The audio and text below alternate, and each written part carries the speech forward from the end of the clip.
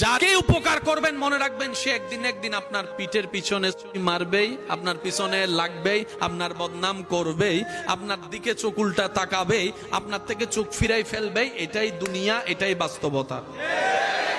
সারা জীবন যারে খাওয়ায় বড় করে সে পর্যন্ত এক সময় যাইয়া চোখ উল্টাই বলে, কি করছো তুমি আমার জন্য? এটার নাম দুনিয়া। তো মন খারাপ কইরেন না।